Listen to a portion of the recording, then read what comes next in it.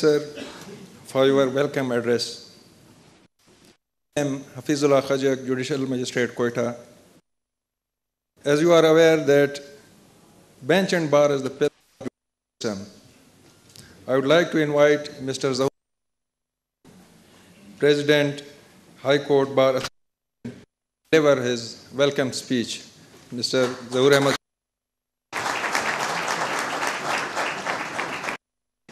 काबिल एहतराम chief justice of Pakistan Chaudhry साहब, आपकी इजाज़त से मैं वेलकम एड्रेस शुरू करता हूँ।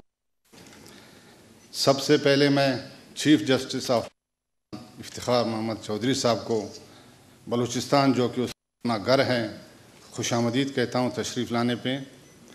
शुक्रुल्लाह जान साहब, सीनियर जज सुप्रीम कोर्ट ऑफ पाकिस्तान, काजी फैज़ ईसा साहब, chief justice of Balochistan high court, सूबे सरहद पंजाब के से तशरीफ़ फरमा जज साहिबान, जनरल डिप्टी प्रोसिक्यूटर जनरल अदलिया से ताल्लुक़ रखने वाले जज साहिबान, काजी मोहतरम ख़वातीन व हज़रात, सीनियर के मुझे इस मकाम तक पहुँचाया और इज़्ज़त बख्शी, मैं उनको भी वेलकम कहता हूँ।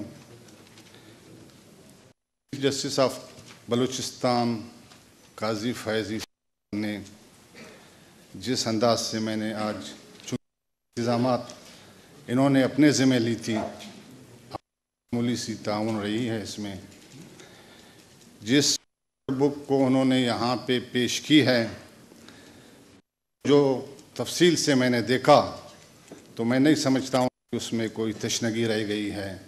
तकरीबन पाकिस्तान तमाम इलाकों के हवाले से जो इन्वायरमेंट प्रोटेक्शन की बात बनती हैं, उन्होंने उसको किया है।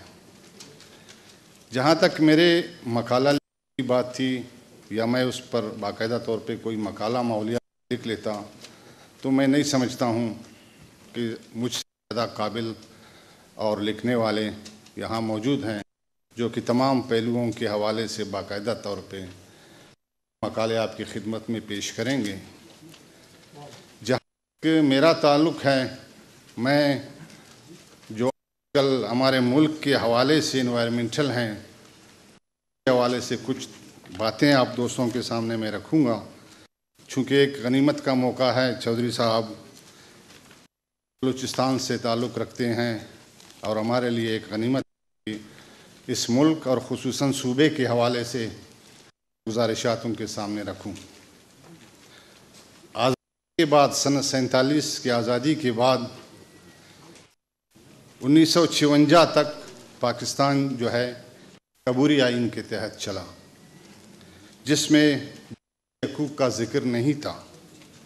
हालांकि 1954 में हाई कोर्ट्स को ये इख्तियार हासिल था, शहरियों की बुनियादी हकूक़ के हवाले से लोगों से रवा रखा जाए। 1956 में आइन में बुनियादी हकूक़ का एक बाब शामिल किया गया, जिसे इंसानी हकूक़ के आलमी एलामिया से अख़ज़ किया गया था। आइन 1952 में मनसूख कर दिया गया। 1962 में नाफिज़ होने वाले आइन में बुनियादी हकूक़ मौजूद नहीं थे, लेकिन अयूब ख़ान को जल्द ही ये हकूक़ बहाल करने पड़े। 1973 के आइन में तफसीली पे आर्टिकल 8 से लेकर आर्टिकल 28 तक ये सारे फंडामेंटल राइट्स बाकायदा तौर पे दर्ज हैं। मगर एक बात जो हमारी समझ में या मुल्क के लोगों के समझ में आज तक नहीं आ रही है, लोगों को मायूसी है, परेशानी है, जिसमें हम कहते हैं कि यहाँ किसी की ज़िंदगी के हवाले से जब बात की जाती है, किसी शख्स की ज़िंदगी के हवाले से, ये आर्टिकल 9 और आर्टिकल 10 के हवाले से ख़ुसूसी तौर पे मैं यहाँ बात रखूँगा चीफ जस्टिस साहब के सामने कि आर्टिकल 8, आर्टिकल 9, यूँ तो आर्टिकल 8 से आर्टिकल 28 तक तफसीली ज़िक्र है, मगर मैं यहाँ पे वो बुनियादी बातें जो आजकल के हवाले से बलूचिस्तान के हवाले से अहम हैं, मैं चौधरी साहब के सामने वो फंडामेंटल राइट्स की बात आर्टिकल 9 ये कहता है security person, no person shall be deprived of life और liberty in save according with law. तो आज का जब अपने हालात के हवाले से हम देखते हैं, अपने हालात के हवाले से हम महसूस करते हैं कि क्या जो फंडामेंटल राइट्स की बात की जाती है या जो हमारे कॉन्स्टिट्यूशन में जो फंडामेंटल राइट्स दी गई है, चूँकि कहीं भी अगर किसी आइन में या कॉन्स्टिट्यूशन में फंडामेंटल राइट्स की बात होती है तो वो रियासत की जिम्मेदारी बनती है कि उनका तहफ़्फ़ुज़ करें। मगर हम मुल्क और ख़ुसूसन सूबे में ये देख रहे हैं कि आर्टिकल 9 के हवाले से उसमें काफ़ी तशनगी है। आर्टिकल 10 के हवाले से मैं बात रखूँगा, safeguard as to arrest and detention. ये भी हमारे आइन के हवाले से फंडामेंटल राइट्स में शामिल हैं कि अगर किसी भी शख्स को गिरफ़्तार किया जाए तो विद 24 आवर्स मजाज अदालत में पेश किया जाएगा। जब हम अपने मुल्क और सूबे में हालात के हवाले से देखते हैं तो क्या आर्टिकल 8 पे अमल हो रही है? मैं समझता हूँ कि इस सूबे में कम अज़ कम पिछले 2.5-3 सालों से हम महसूस कर रहे हैं कि आर्टिकल 9, आर्टिकल 10 इस हवाले से इस कवानीन पे कोई अमल दरामद नहीं हो पा रहा। आर्टिकल 10 का सब सेक्शन 2 है, every person who is arrest and detain in custody shall be produce before the magistrate in period of 24 hours. तो अभी ऐसे लोग भी हैं, मेरे ख्याल 3-3 साल से लापता है, उनको आज तक किसी भी अदालत में पेश नहीं किया गया। इसके हवाले से डिग्निटी ऑफ मैन के हवाले से मैं बात करूंगा। आर्टिकल 14 है आइन का, जिसमें कहते हैं the dignity of man and subject to law, the privacy of home shall be invaluable, no person shall be subject to torture for the purpose of extracting evidence. तो इस हवाले से भी जब हम देखते हैं तो मायूसी होती है कि हमारे सूबे में चादर और चारदीवारी के हवाले से जो बात की जाती है वो भी तशना है।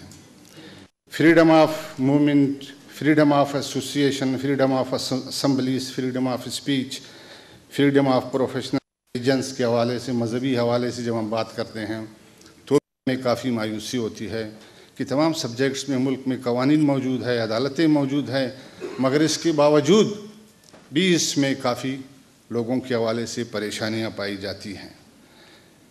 इससे हटकर आर्टिकल है 24 प्रोटेक्शन ऑफ प्रॉपर्टी राइट्स के हवाले से बात की जाती है। इस सूबे में हम देखते हैं अपने हवाले से हाय दिन लोग अगवा बराए तावान पे उठाए जाते हैं और उसके बाद हासिल करके लोग उनको छोड़ा जाता है, तो मजबूरी से वो लोग अदालतों में तो आ जाते हैं, मगर उसके बावजूद उनकी वो सुनवाई नहीं हो पा रही जिसके हवाले से लोग मुतमईन हों।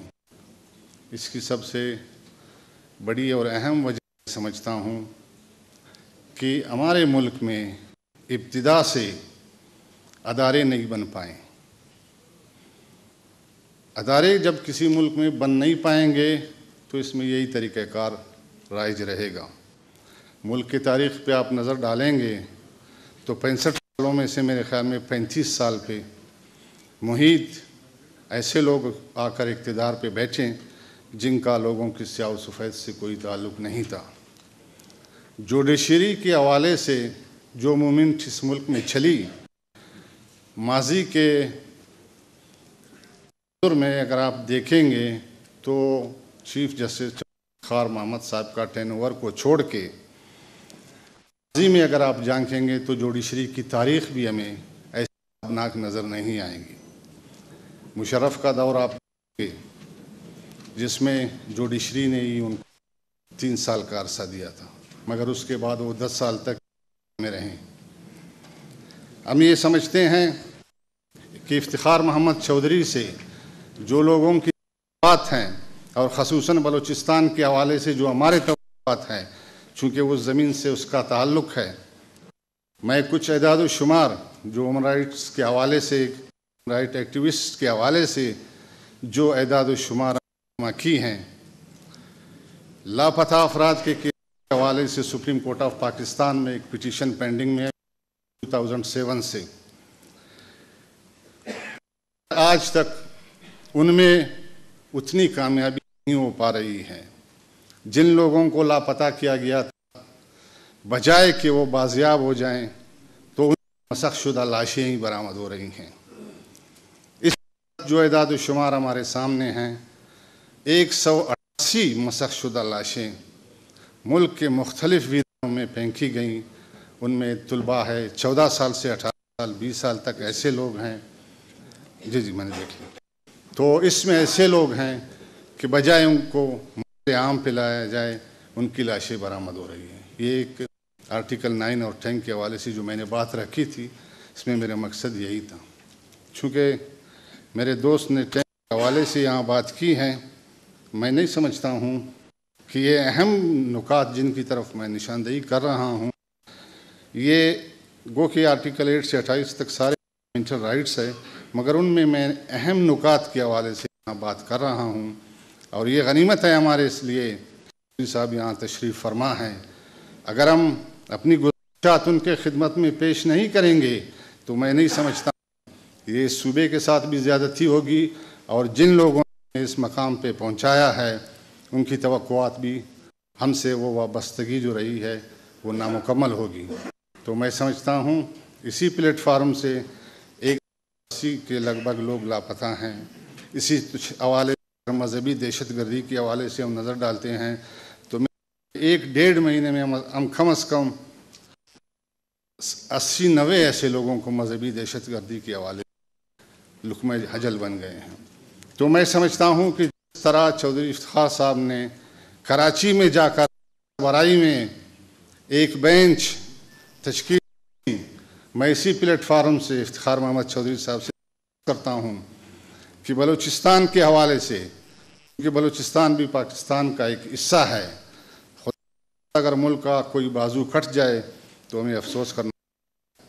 बीइंग ए सन ऑफ साइल, चौधरी इफ्तिखार साहब से मैं रिक्वेस्ट करता हूँ कि बलूचिस्तान के हवाले से तमाम मसाइल को जिस अंदाज में कराची के फैसला किया गया, इसी हवाले से बलूचिस्तान के लिए एक टीम अपनी सरबराही में तश्कील दें, बलूचिस्तान तशरीफ़ लाएं, और ये समत जिस हवाले इस मसले को बंदूक के करने की कोशिश की जा रही है, मैं समझता हूँ वो इस आईन और कानून के हवाले से दे सकते हैं।